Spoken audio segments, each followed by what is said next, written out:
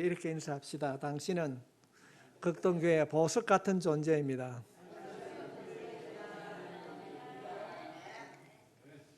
믿습니까? 우리는 우리 교회에 여러분 개개인이 정말로 주님의 보석 같은 존재인 줄 믿습니다. 우리가 인생을 살아가면서 소심을 잃지 않고 살아간다는 것이 매우 중요합니다.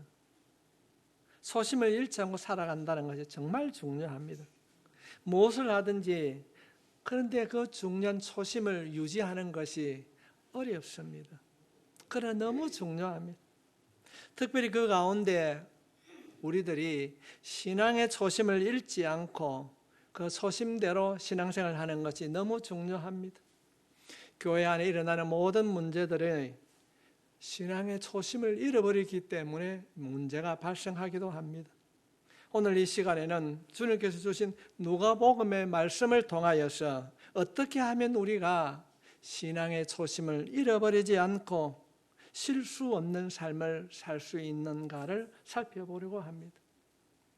먼저 우리의 신앙의 초심을 잃어버리게 하는 요인을 먼저 살펴보고 어떻게 하면 잃어버린 신앙의 초심을 회복할 수 있는가를 살펴보려고 합니다. 오늘 본문은 예수님께서 비유로 하신 말씀입니다. 10절 말씀입니다. 두 사람이 기도하려 성전에 올라가니 하나는 바리새인이요 하나는 세리라. 두 사람, 바리새인과 서기관은 공동으로 바리새인과 서기관이 같이 성전에 기도하려 올라갔습니다. 그런데 이 바리새인들과 서기관들의 공통점은 여기까지입니다. 우리가 알고 있듯이 바리새인과 서기관은 너무나도 대조적인 인물입니다. 바리새인은 당시에 종교 지도자입니다. 사회의 기득권층이었습니다. 사람들로부터 존경을 받는 사람들입니다. 반면에 세리는 종교와 거리가 먼 사람들이었습니다. 심지어 사람들로부터 멸시를 받았습니다. 사람들이 가까이 하기를 두려워하는 그런 집단이 세리 집단이었습니다. 당시 이스라엘은 로마의 속국이었습니다. 이들 세리의 역할은 백성들에게 세금을 징수해 가지고 로마에게 바치는 일이었습니다. 많은 경우에 이 세리들이 부과된 세금보다 더 많이 거두어서 일부를 부당이익으로 취득하고 일부를 로마에 바쳤습니다. 그래, 부당이익을 남기는 일이 많이 사람들에게 인식되어 있었습니다. 이렇게 서로 다른 사람들이 기도하려 성전에 올라갔습니다. 11절에서 예수님은 바리새인들의 기도를 먼저 이렇게 소개하고 있습니다. 11절 말씀입니다. 바리새인은 서서 따로 기도하여 이르되 하나님이여 나는 다른 사람들 곧 토색, 불의, 간음을 하는 자들과 같지 아니하고 이 세리와도 같지 아니함을 감사하나이다. 감사합니다. 이것이 바리새인들의 기도였습니다.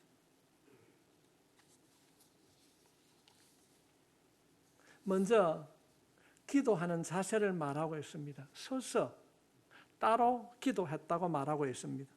이것은 자신을 나타내기 위하여서 기도하고 있는 모습입니다.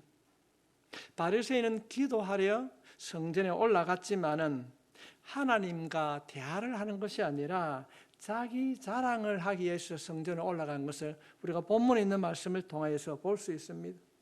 자기 자신에 대해서 기도하고 있습니다. 바리새인의 그 기도 내용을 보면 확실하게 드러나고 있습니다. 11절 말씀 다시 보겠습니다. 바리새인은 서서 따로 기도하여 이르되 하나님이여 나는 다른 사람들 곧 토색, 불의, 간음을 하는 자들과 같지 아니하고 이 세리와도 같지 아니함을 감사하나이다. 그는 감사의 기도를 드리고 있습니다. 무엇을 감사하고 있습니까? 나는 다른 사람들 토색하고 불의하고 간음하는 자들과 같지 아니함을 감사하고 있습니다. 이것은 실제적으로 입술로는 그렇게 감사하고 있지만은 속으로는 자신을 높이고 있는 모습을 우리가 유추해 볼 수 있는 것입니다. 저 세리와도 같지 아니함을 감사합니다. 상대방과 비교하면서 자신을 높이고 있습니다. 이 세리와도 같지 아니함을 감사하나이다.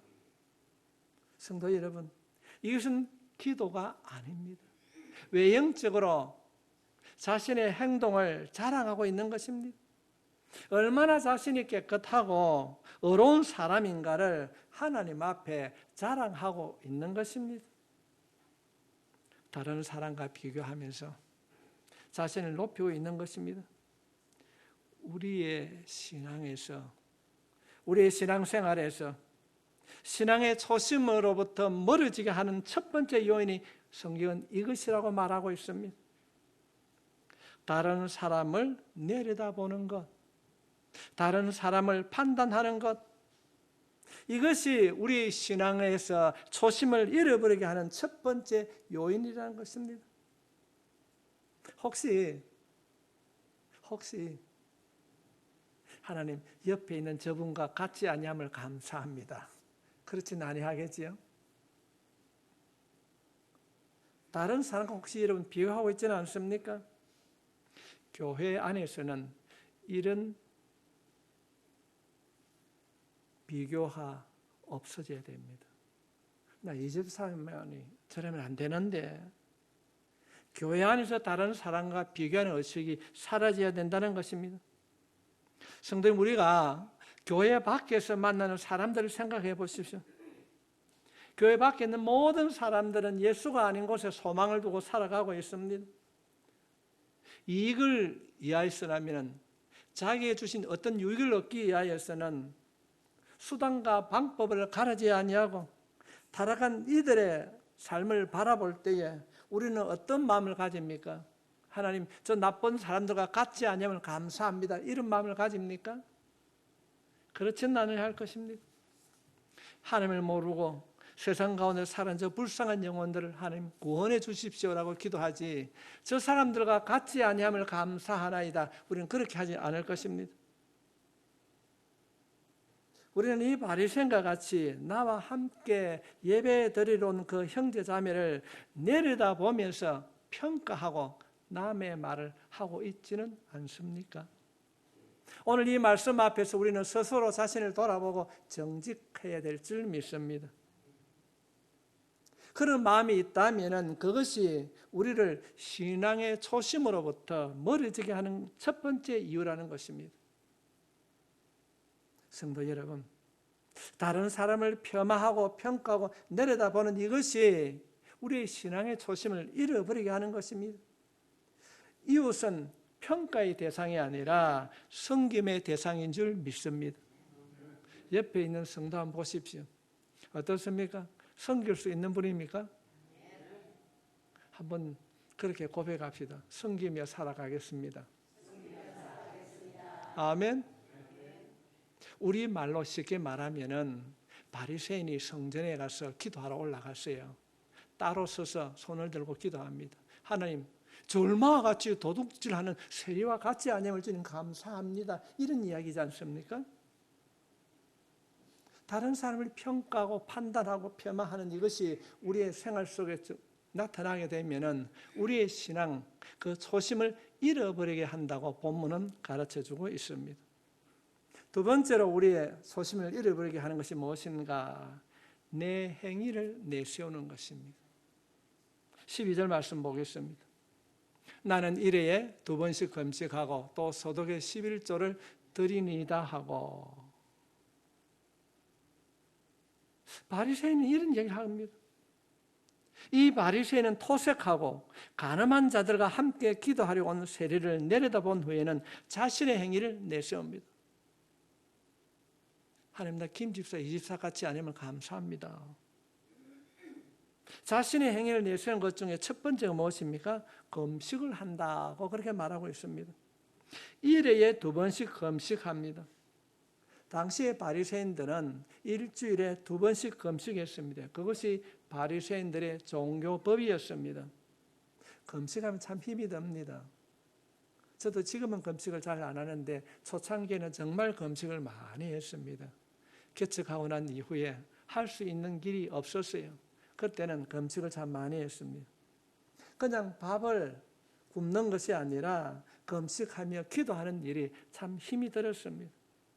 지금 이 바리새인은 일주일에 한 해에 2번 하는 것이 아니라 한 달에 2번 하는 것이 아니라 매주 꾸준히 금식하고 있다고 말하고 있습니다. 뿐만 아니라 소득의 11조를 드린다고 말씀합니다. 하나님 아버지, 내가 얻은 모든 소득의 11조를 나는 드립니다. 이건 소득의 11조를 드린다는 것은 쉬운 일이 아닙니다. 저는 어디를 가든지 극동교회 자랑을 참 많이 합니다. 그 가운데 특별히 자랑하는 것이 우리 교회는 99%가 11조를 다 드립니다. 저는 어디서나 이야기합니다. 하나님의 것을 내 것으로 도둑질하지 않는 것이 복을 받는 첫 번째 비결입니다. 성경 66권을 살펴보면요, 우리가 이 땅에 살아가는 날 동안 하나님의 복을 받고 하나님의 도우심을 받는 첫 번째 비결이 무엇입니까? 안식일을 지키는 거예요. 두 번째가 하나님의 것을 드리는 거예요. 주일 성수를 하고 온전한 주일 성수와 주님의 것을 주님께 드리는 일들로 인하여서 여러분 모두가 행복하고 복을 받는 인생이 될 수 있기를 바랍니다. 오늘 본문에서 이 바리새인은 소득의 11조를 드린다고 말하고 있습니다. 어떤 면에서는 금식보다 힘든 일들을 하고 있습니다. 그러나 바리새인이 일주일에 2번 금식하고 모든 11조를 드립니다. 아마 오늘 이 시대에 이런 분이 있다면 존중을 받아야 할 것입니다. 많은 모든 성도들에게 본이 되는 행동을 하고 있습니다. 그런데 무엇이 문제입니까? 이 바리새인의 문제가 9절에 나타나고 있습니다. 9절 말씀 보겠습니다. 또 자기를 어렵다고 믿고 다른 사람을 멸시하는 자들에게 이 비유로 말씀하시되, 다른 사람을 멸시한다 이렇게 말하고 있습니다. 이 바리새인은 스스로 어렵다고 하는 확신에 차 있습니다. 하나님 아시지요? 나는 일주일에 2번 금식하고 11조를 다 드립니다. 그래서 나는 어렵다는 것입니다. 자신이 지금 하고 있는 모든 행위가 하나님 보시기에 자신이 생각할 때 어렵다고 확신을 가지고 있습니다. 오늘날 우리들이 이 바리새인의 모습에서 우리 자신의 모습을 돌아보아야 될 줄 믿습니다. 혹이라도 우리들이 다른 사람을 내려다보고 내 행위를 하나님 앞에 내세우고 있지는 않는지 우리 정말로 점검해 보아야 됩니다. 우리는 그동안 2년 동안 참 코로나로 인하여서 힘들고 어려운 시기를 지나고 주의를 지키며 여기까지 왔습니다. 어쩌면은 힘든 가운데도 우리가 시간과 물질을 주님 앞에 드리고 살아가고 있습니다. 이런 삶 가운데 우리가 반드시 던져야 하는 질문이 있습니다. 왜 내가 이 자리에 나와 있는가? 왜 내가 예배를 드리는가? 왜 내가 희생하며 교회를 섬겨야 하는가? 우리들도 오늘 본문 속에 있는 바리새인처럼 내가 하고 있는 그 헌신, 우리의 행위를 내세우며 내가 어렵다고 확신에 차 있다면 우리는 회개하고 변해야 될 줄 믿습니다. 혹시 내가 그런 교만, 자만에 빠져 있지는 않은가? 오늘 본문은 바리새인들의 모습을 통하여서 세상에서 우리가 신앙생활을 하는 가운데에 초심을 잃어버리고 멀어지게 하는 2가지 요인을 보여주고 있습니다. 첫 번째는 다른 사람을 자신의 관점에서 생각하고 판단하고 내려다보는 것이고, 2번째는 자신의 행위가 옳다고 하는 확신에 차 있는 것입니다. 좀 더 쉽게 말씀을 드리면은 교회 생활에 익숙합니다. 나는 신앙생활 한 지 오래되었고 나는 집사요 권사요. 내가 신앙생활하는 것이 옳다고 생각되어질 때에 자신이 가지고 있는 생각 조금 더 다른 사람을 바라보고 평가하고 돌아서서 남의 말을 하고 나는 어렵다고 자기 자랑하는 일이 있다고 한다면 오늘 이 말씀을 통하여서 돌아설 수 있길 바랍니다. 하나님 앞에 어려운 자는 아무도 없습니다. 내 기준을 가지고 판단해서는 결코 우리가 하나님 앞에 어렵다고 설 수 없는 것입니다. 그렇다고 한다면 우리가 어떻게 해야 신앙의 초심을 회복할 수 있는가? 어떻게 해야 우리가 초심에서 멀어진 그 자리에서 초심으로 돌아올 수 있는가? 그 해답은 세리의 기도에 있습니다. 13절 말씀 보겠습니다. 세리는 멀리 서서 감히 눈을 들어 하늘을 쳐다보지도 못하고 다만 가슴을 치며 이르되 하나님이여 불쌍히 여기소서 나는 죄인으로소이다 했느니라. 세리의 기도도 먼저 기도의 자세를 말하고 있습니다. 바리새인과 같이 성전에 기도하러 올라갔지만은 그는 바리새인과는 전혀 다른 기도를 드립니다. 바리새인은 당당하게 서서 기도드렸지만은 세리는 감히 눈을 들어 하늘을 쳐다보지 못하고 가슴을 치며 하나님 앞에 기도하고 있습니다. 그 이유는 그 기도 속에 들어 있습니다. 하나님이여 불쌍히 여기소서 나는 죄인이로소이다. 이 고백이 우리 모두의 고백이요 기도가 될 수 있길 바랍니다. 오늘 본문에서 가장 중요한 단어를 꼽는다고 한다면 하나님이여 나를 불쌍히 여기소서. 불쌍히 여기소서. 단순하게 그저 하나님 나를 불쌍히 여겨달라고 하는 것이 아닙니다. 불쌍히 여기소서는 이 단어는 성경에 2번 등장을 하게 됩니다. 본문과 히브리서에 딱 2번 등장하게 되는데 히브리서 2장 17절에 있는 말씀을 보겠습니다. 그러므로 그가 범사의 형제들과 같이 되심이 마땅하도다. 이는 하나님의 일에 자비하고 신실하신 대제사장이 되어 백성의 죄를 속량하려 하심이라. 백성의 죄를 속량하려 하심이라. 이 속량하려 하심이란 말과 오늘 본문에 등장하는 불쌍히 여기소서라는 말과 동일한 단어로 기록되고 있습니다. 어떻게 속량하려 하심이란 말이 불쌍히 여겨달라는 말과 같은 말인가? 속량해 주십시오. 이 말은 하나님, 죄 있는 저들을 용서해 주십시오. 저들을 불쌍히 여겨 주십시오. 그런 말입니다. 인간의 죄로 인한 하나님의 진노를 예수님께서 십자가를 통하여서 다 달래시고 용서해 주셨습니다. 예수님께서 우리의 모든 죄값을 치루어 주셨습니다. 이 세리가 하나님 앞에 불쌍히 여기달라고 기도한 이유는 자신이 불쌍하고 측은해서 기도한 것이 아니라 자신이 죄인임을 알았기 때문에 내가 죄인입니다. 나를 불쌍히 여겨 주시옵소서. 하나님께서 예수님을 통하여서 우리의 모든 죄값을 치루어 주신 줄 믿습니다. 이 이야기를 지금 이제 세리는 하고 있는 것입니다. 나는 이 흉악한 사람들보다 선하지 않습니까? 내가 이것 때문에 기도하러 성전에 올라오지 않았습니까? 그런 기도가 아닙니다. 코로나로 인하여서 힘들었지만은 예배를 빠짐없이 예배를 드렸습니다.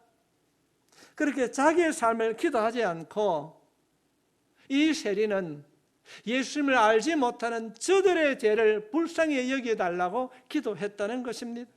하나님, 나와 저들에게 하나님의 용서가 필요합니다. 이런 기도가 우리가 회복해야 할 기도인 줄 믿습니다. 예수님께서는 비유로 말씀하시는데 너무나도 다른 2 사람의 기도를 소개하고 있습니다. 그러고 난 이후에 주님은 이렇게 마무리하고 있습니다. 14절 말씀에 내가 너에게 이르노니 이에 저 바리새인이 아니고 이 사람이 어렵다 하심을 받고 그의 집으로 내려갔느니라. 무릇 자기를 낮추는 자는 높아지리라 하시니라. 이상하지 않습니까? 바리새인과 세리의 기도를 통하여서 말씀하셨는데 어렵다 하심에 대하여서 주님이 말씀하고 있는 것입니다. 여러분, 결론적으로 말씀을 드리면은 여러분의 신앙이, 믿음이 어떻게 시작되었습니까? 그 출발점이 어디에 있습니까? 그 신앙의 초심이 어디에 있습니까? 내가 스스로 어렵다, 남들보다 선하고 착하게 살아서 내가 열심히 봉사하고 섬겨서 그래서 신앙이 시작된 것이 아닙니다. 아무 공로 없는, 주님을 알지 못하는 무지한 우리들에게 주님께서 우리의 죄를 불쌍히 여겨주셔서 우리가 예수를 믿게 된 줄 믿습니다. 예수님의 공로로 우리가, 죄인인 우리가 하나님을 믿게 하셨기 때문에 거기서부터 우리의 신앙이 출발되는 것입니다. 우리가 어떻게 하면 신앙의 초심으로 돌아갈 수 있는가? 다른 사람을 평가하는 것이 아닙니다. 내 자신의 행위를 내세우는 것이 아닙니다. 나를 어렵게 하신, 나를 예수님의 자녀답게 만들어주신 십자가를 바라보는 것입니다. 십자가로 돌아갈 때 우리의 신앙이 초심으로 돌아가게 될 줄 믿습니다. 십자가는 주님께서 돌아가신 그 장소를 우리가 보편적으로 십자가로 말하고 있습니다. 내가 낮아지지 않고 내가 죽어지지 아니하면은 신앙의 초심으로 결코 돌아갈 수 없습니다. 우리는 신앙의 초심을 회복해야 됩니다. 지난 연휴에 서울에서 온 젊은 부부들을 제가 상담을 했습니다. 여러분 다 아시지요? 지난 주일날 우리 교회에서 톡송을 했던 그 젊은이들입니다. 그들에게 제가 공통적으로 질문한 것이, 하나님은 누구십니까? 하나님은 아버지십니까? 삼촌입니까? 아재입니까? 누구입니까? 우리의 신앙의 초심은 하나님을 아버지로 부르는 것으로부터 회복되어질 줄 믿습니다. 하나님은 누구신가? 아버지신 줄 믿습니다.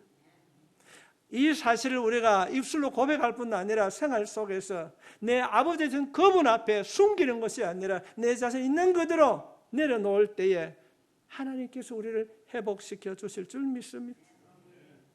그들은 한국 유수의 삼성전자의 부장이었고 중견기업의 간부였습니다. 외적으로는 그들이 성공한 자였지만은 하나님과의 관계가 불분명할 때 그들은 방황하고 있었습니다. 영적으로 힘들어하고 있었습니다. 저는 그들과 대화를 통하여서 하나님의 누구인가를 전했을 때 그들이 너무 많이 울었어요. 펑펑 울었습니다. 제가 이제 동네에 신방을 가가지고 얻은 분의 딸인데 이하 예대를 졸업했다고 그래요. 참 잘 사는 사람인데 엄마가 병이 들어있는데 그래서요, 하나님이 누구십니까? 지난번 서울에 있던 사람들에 전했던 말씀을 그대로 옮겼어요. 그랬더니 이 젊은이가 역시 우는 거예요. 목사님, 하나님이 멀리 있는 분요, 내하고 알 수 없는 그런 분인 줄, 신령한 분인 줄 알았는데 하나님의 아버지라는 사실을 깨닫게 되었을 때 너무 감사하다는 거예요. 그 자매가 또다시 우는 거예요. 사는 성도 여러분, 우리가 신앙의 초심으로 떠오는 첫 번째 길이 하나님이 내 아버지라는 사실을 믿을 수 있기를 바랍니다. 고백할 수 있기를 바랍니다. 우리는 그동안에 너무 멀리 왔습니다. 뭐 은혜를 받아야 되고 제자 훈련을 받아야 되고 뭘 해야 되고 그것도 중요하겠지만 가장 먼저 우리가 회복해야 될 신앙의 초심은 하나님은 내 아버지신 줄 믿습니다. 예수님은 우리 주인인 줄 믿습니다. 우리는 작은 것에도 감사해야 될 줄 믿습니다. 있으면 있음에 감사하고 부족하면 기도하고 이 신앙의 순수성을 회복해야 될 줄 믿습니다. 너무 많이 잃어버렸어요. 저 개인적으로는 우리 신앙의 선배들이 눈물 흘리며 기도했던 눈물도 잃어버렸습니다. 제가 기억하고 있는 것은 어릴 때 그 신앙의 선배들이 눈물 흘릴 때 내 주를 가까이 하려 하면 하게 하면, 내가 어떻게 하면 주님을 가까이 하게 할 수 있을까? 변찮은 주님의 사랑을 어떻게 하면 내가 체험할 수 있을 것인가? 그것 때문에 그들은 눈물 흘렸는데도 우리는 쉽게 복음성이라고 한 것을 가까이 하면서도 눈물을 잃어버렸어요. 사랑하는 극동교회 성도 여러분, 우리 한번 내려놓읍시다. 주님이 결과적으로 말씀하고 있습니다. 14절 말씀이 내가 너에게 이르노니 이에 저 바리새인이 아니고 이 사람이 어렵다 하심을 받고 그의 집으로 내려갔느니라. 무릇 자기를 높이는 자는 낮아지고 자기를 낮추는 자는 높아지리라 하시니라. 자기를 낮추는 자입니다. 왜? 주님은 이상하지 않습니까? 바리새인과 세리의 기도를 통하여서 말씀하셨는데 어렵다 하심을 받는 데에 대하여서 결론적으로 말씀하고 있습니다. 우리의 신앙이 어디에서부터 출발되었는가? 그 출발점이 어디인가? 내가 스스로 어렵다 하고 내가 남들보다 선하고 착하다 해서 출발한 것이 아닙니다. 내가 열심히 봉사하고 섬김에서 시작한 것이 아닙니다. 아무 공로 없는 정말로 죄인 중에 죄인인 나를 주님의 보혈로 자녀 삼아주신 줄 믿습니다. 십자가의 공로로 죄 씻음 받게 해주신 줄 믿습니다. 이것이 우리의 신앙의 첫 걸음이었습니다. 우리가 어떻게 하면 신앙의 초심으로 돌아갈 수 있는가?